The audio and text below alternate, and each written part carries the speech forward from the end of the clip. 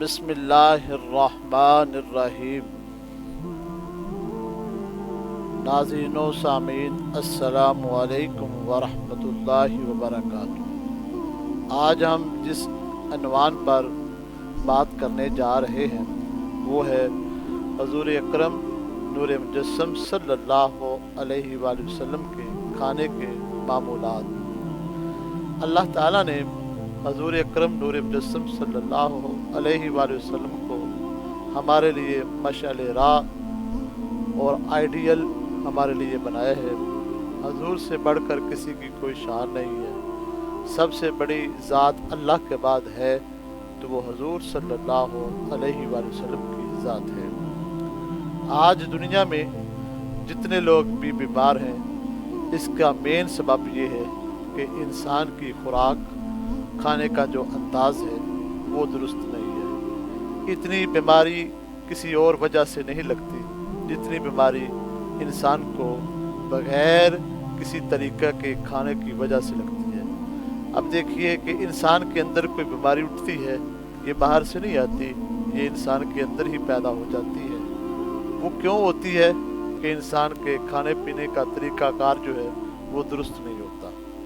اللہ تعالیٰ نے نبی کریم صلی اللہ علیہ وآلہ وسلم کو بھیج کر ہمارے لیے سب سے بڑی رہنمائی یہ فرمائی کہ حضور علیہ السلام نے اللہ کا قرب تو جو دینا ہی دینا تھا، اپنے دین اسلام کی جو ہدایت دینی تھی وہ تو دینی ہی دینی تھی، لیکن اس کا جو مین سبب یہ بھی ہے کہ حضور علیہ السلام نے ہماری تندرستی اور صحت کے لحاظ سے بھی یہ کوئی رہنمائی فرمانی تھی، کیونکہ انسان جب تک تندرست نہیں ہوگا تب تک اللہ کی عبادت بھی نہیں کر سکتا۔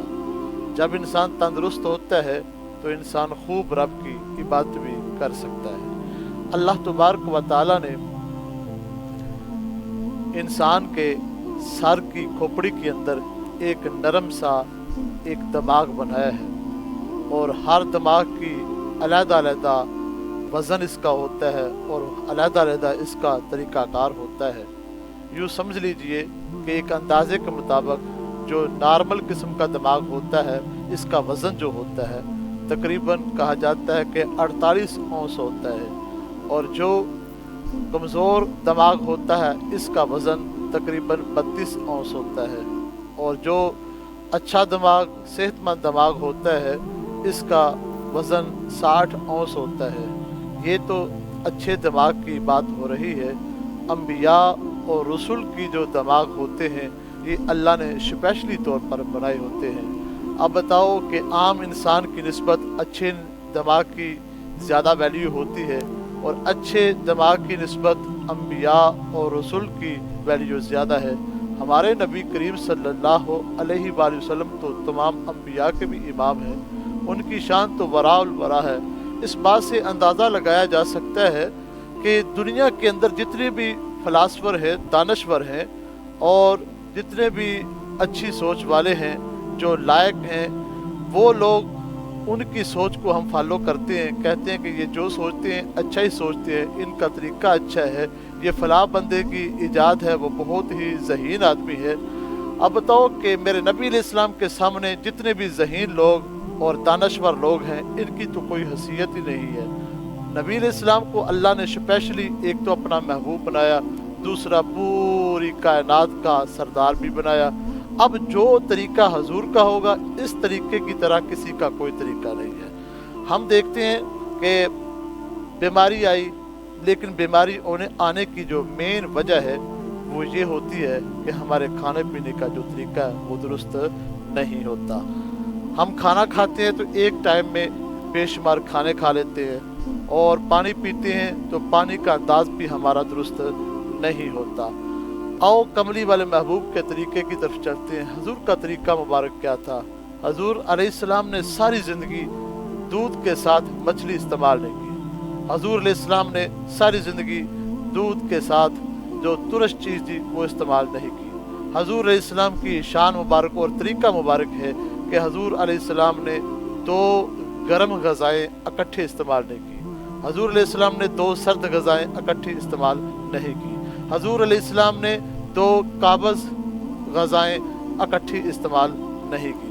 हजूर अलैहिस्सलाम ने दो मसल ग़ज़ाएँ इकट्ठी इस्तेमाल नहीं की, या यूँ कह लीजिए इसी तरह दो मुख्तलिफ तासीर रखने वाली चीज़ें जमा ना फरमाते थे।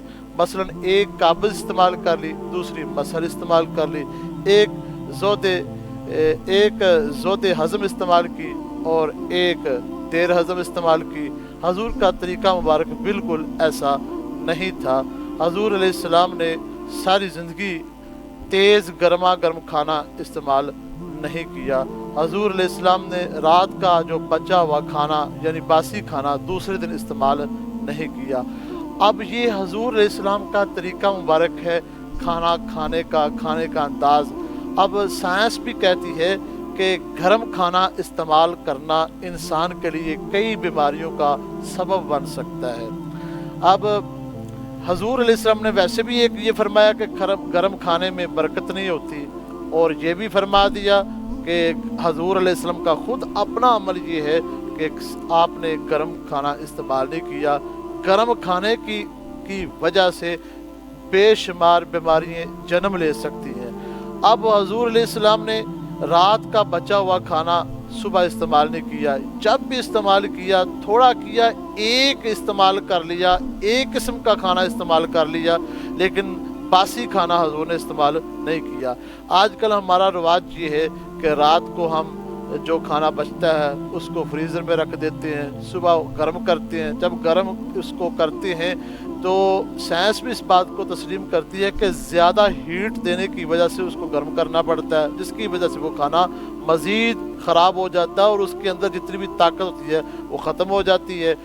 क्योंकि बाज़ ऐसी ग़ज़ाएँ हैं जो ठंडी करने की वजह से उसके अंदर वो ताकत ख़त्म हो जाती है। बाद ऐसी ग़ज़ाएँ हैं जिसको गर्म करने की वजह से उसके अंदर ताकत जो होती है, विटामिन्स जो होते हैं, हयातीन जो होती हैं, वो ख़त्म हो जाती है।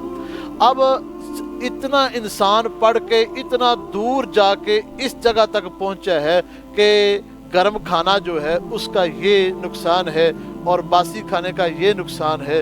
मेरे नबी करीम सल्लल्लाहु अलैहि वसल्लम ने 1400 साल पहले ही बता दिया। आप देखिए, आपका अंदाज देखिए खाने के मुतल्लिक। अगर हम आज ये खाना खाने के मुतल्लिक इन चीज़ों का ख्याल रखेंगे, एक तो हम अपने नबी की सुन्नत को ज़िंदा भी कर लेंगे, दूसरा बीमारियों से महफूज भी रहेंगे। जब बीमारियों से महफूज रहेंगे तो अल्लाह तबारक व तआला सेहतमंद रखेगा। जब सेहतमंद होंगे तो अल्लाह की हम खूब इबादत कर सकते हैं। तो मेरे दोस्तों, हमें ख़ुद भी तिब्बे नबवी पर अपना इलाज करना चाहिए।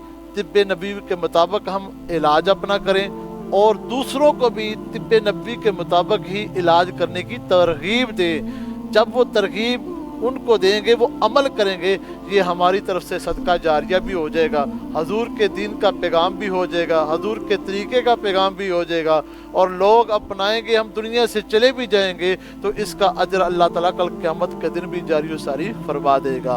तो अल्लाह ताला से दुआ है अल्लाह ताला अमल की तौफीक अता फरमाए। और हमारा ये चैनल जो है दावत सिरात मुस्तकीम सब्सक्राइब कर लीजिए और लाइक भी करते जाइए ताकि हमारी हर आने वाली वीडियो आप तक पहुंचती रहे और हमारी वीडियो आप सुनकर आगे भी दूसरों तक ये पहुंचाते जाएं, ताकि ये एक सदका जारिया का सिलसिला चलता जाए और कल जब क़यामत के दिन उठें तो हमारे नामा अमाल में नेकियों के अंबार लगे हों। आखिर दावाना अनिल हम्दुलिल्लाहि रब्बिल आलमीन।